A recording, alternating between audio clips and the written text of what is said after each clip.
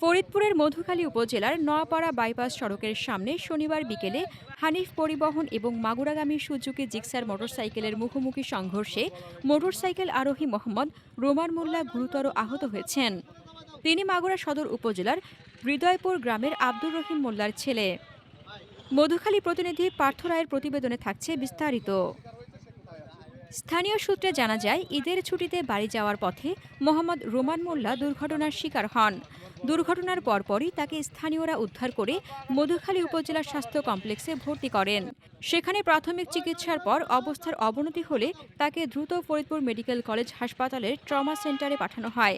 বর্তমানে তিনি সেখানে চিকিৎসাধীন আছেন এবং তার অবস্থা আশঙ্কাজনক বলে জানিয়েছেন চিকিৎসকরা। করিমপুর হাইওয়ে থানার উপপরিদর্শক রইস উদ্দিন জানান, দুর্ঘটনার পর হানিফ পরিবহন বাসটি আটক করা হয়েছে এবং মোটরসাইকেলটি হেফাজতে রাখা হয়েছে। এ বিষয়ে পরবর্তী আইনগত ব্যবস্থা গ্রহণ করা হবে বলে তিনি জানান। এলাকাবাসীর অভিযোগ, বাইপাস সড়কে বেপরোয়া গতি ও অসতর্কতার কারণে প্রায়ই দুর্ঘটনা ঘটে।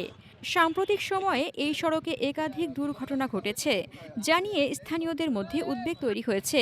তারা দাবি করেছেন, যানবাহনের গতি নিয়ন্ত্রণে কার্যকর ব্যবস্থা নেওয়া হোক এবং সড়কে ট্রাফিক নিয়ন্ত্রণ জোরদার করা হোক।